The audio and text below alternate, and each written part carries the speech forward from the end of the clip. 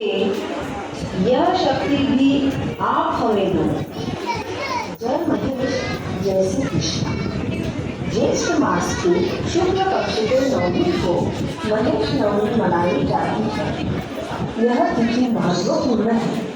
यह तिथि महत्वपूर्ण है इसलिए क्योंकि शिव सत्य है, शिव ही है सुंदरम।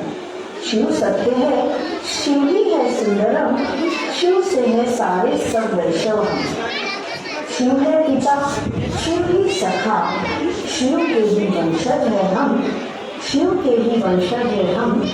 माहेश्वरी है हम, माहेश्वरी है हम।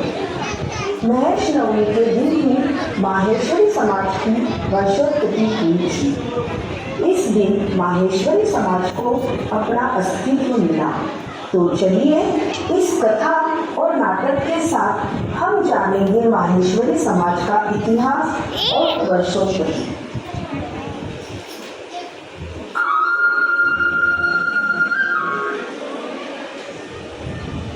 खंडेला ग्राम में खड़ल सिंह नाम का क्षत्रिय सूर्यवंशी राजा था।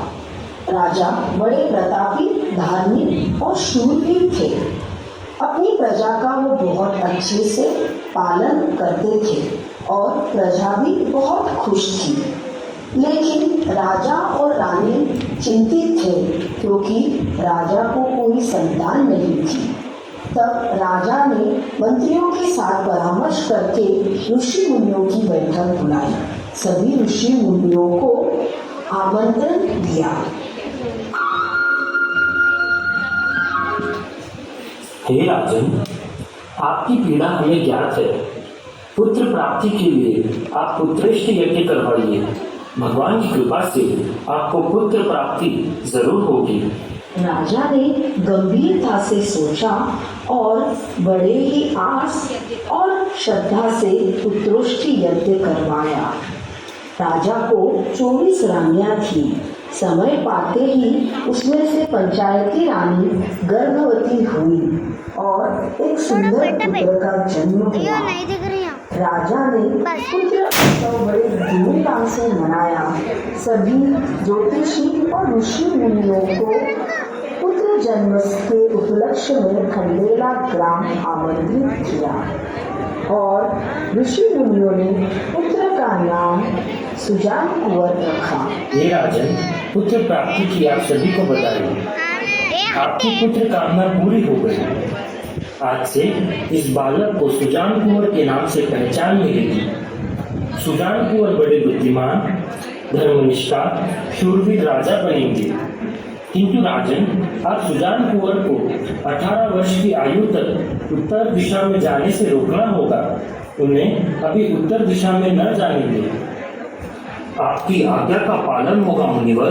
मैं राज्य में कहला देता हूँ कि सुजान कुंवर उत्तर दिशा की ओर न जाने पाए।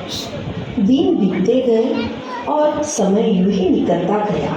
अब सुजान कुंवर युवावस्था में आ गए थे। एक राजकुमार का जैसे लालन पालन होना चाहिए था, उस तरह से सुजान कुंवर का पालन हुआ। वो बड़े ही बुद्धिमान और धर्मनिष्ठा थे। राजा खड़ल सिंह ने भी अपने राज्य का पूरा भार सुजान कुंवर को सौंप दिया था।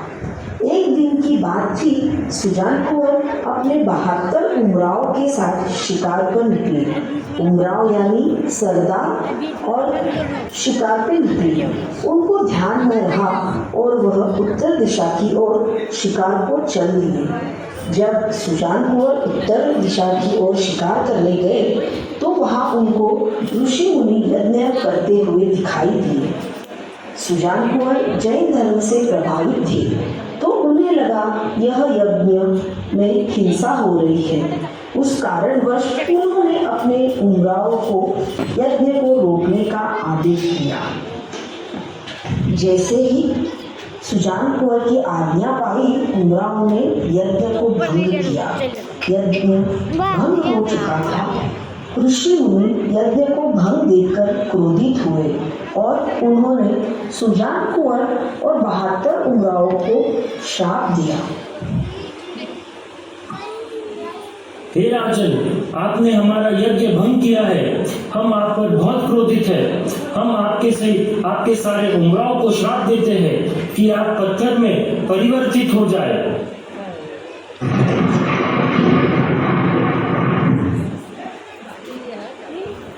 सारे ऋषि मुनि वहां से निकल गए। श्राप सत्य हो गया था। सारे उमराव और सुजान कुंवर पत्थर में परिवर्तित हो गए थे। यह बात जब राजा खड़ग सिंह को पता चली तो राजा ने अपने प्राण त्याग दिए। आगे की स्थिति बड़ी गंभीर और अंधकारमय हो गई थी। किसी को समझ ही नहीं आ रहा था कि सुजान कुंवर और 72 उमराव को श्राप मुक्त कैसे किया जाए। सुजान कुंवर की पत्नी रानी चंद्रावती बड़ी बुद्धिमान थी। रानी चंद्रावती अपने साथ 72 उमराव की स्त्रियां को लेके ऋषियों के पास गई।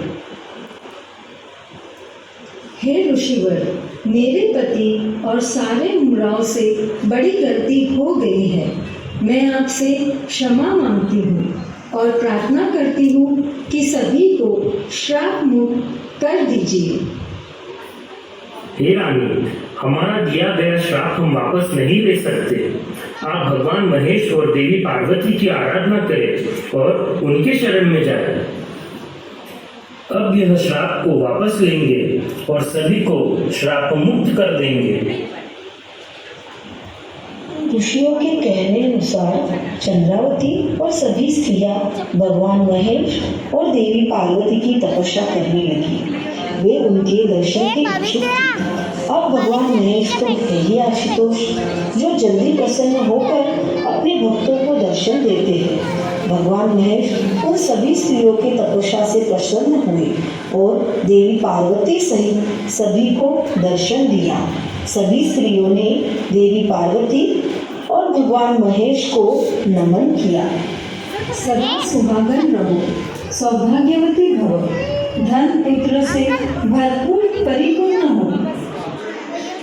हे देवी, आपने हमें सौभाग्यवती भव का आशीर्वाद दिया, पर हमारे सभी के पति श्रापित अवस्था में हैं। राजन और उनके 72 उमराव ऋषियों के श्राप से पत्थर बन गए हैं। मेरा वचन कभी असत्य नहीं हो सकता। अब आपके पतियों को स्वयं भगवान महेश श्राप मुक्त करेंगे। मैं आप सभी की तपस्या से प्रसन्न हूँ। आप सभी के पतियों को मैं श्राप मुक्त करता हूँ। भगवान महेश के वचन से सभी पुरुष श्राप मुक्त हुए, जीवित हुए। वह जड़ से चेतन हुए, माने वह पत्थर मूर्ति से फिर से मनुष्य बन गए। अपने को शाप मुक्त देखकर सभी 72 उमराव और सुजान कुंवर प्रसन्न हुए। अपने सामने भगवान महेश और देवी पार्वती को देखा तो सभी उनका नमन कर आशीर्वाद लिया। अब आप सभी क्षमावान बनो, क्षत्रिय धर्म छोड़कर वैश्य धर्म अपनाओ। शिकार करना, हिंसा करना छोड़ दो। आप सभी अपने शस्त्र सहित इस सूर्य कुंड में स्नान कीजिए। सुजान कुंवर और सभी 72 उमराव सूर्य कुंड में जाकर स्नान करने लगे। तभी वहां एक आश्चर्यचकित घटना हुई। जब वह सब स्नान कर ऊपर आने लगे तो उनके हाथों में के सभी शस्त्र उस कुंड में गल गए। तभी उस धाम को लोहागढ़ धाम से जाना जाता है। सूर्य कुंड से बाहर निकलने के बाद सभी 72 उमराव और सुजान कुंवर के हाथों से शस्त्र यानी तलवार भाले छूट गए थे और उनके हाथ में अब लेखनी आ गई थी। क्षत्रिय धर्म छूट चुका था और वह वैश्य धर्म के हो चुके थे। सुजान कुंवर और सारे उमराव जब लौटकर यज्ञ स्थल पर आए तो वह संकोच में थे। वह अपनी पत्नियों को अपनाने के लिए संकोच कर रहे थे क्योंकि वह अब वैश्य वर्ण के हो गए थे, लेकिन उनकी पत्नियां अभी भी क्षत्रिय वर्ण की थी।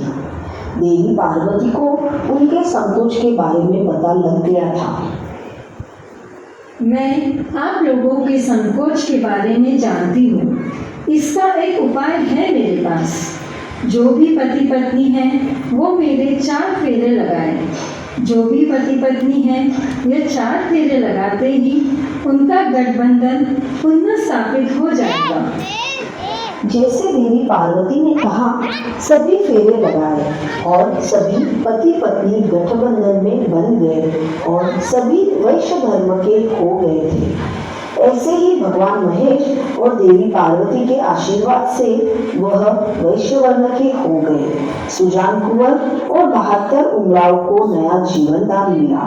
माहेश्वरियों को शिवजी का वंशज कहते हैं क्योंकि शिवजी के आशीर्वाद से इन्हें नया जन्म प्राप्त हुआ। सुजान कुंवर, यह जो 72 महेश्वरी बने हैं, इनकी वंशावली रखने का काम आज से आपको सौंपता हूँ। महेश्वरी की वंशावली आप बनाएंगे। 72 महेश्वरियों को मैं आज से व्यापार करने की अनुमति देता हूँ। आपका वंश व्यापार में ही फलेगा और फूलेगा। सभी उपस्थित माहेश्वरियों ने भगवान महेश और देवी पार्वती के चरणों में अपना शीश झुकाया और प्रार्थना की कि उनका आशीर्वाद हरदम हम माहेश्वरियों पे बना रहे। भगवान महेश और देवी पार्वती ने सबको आशीर्वाद दिया और वह अंतर्धान हो गए। जो माहेश्वरी थे वह अपने स्वधर्म का निष्ठापूर्वक और अच्छे से पालन किया। इसी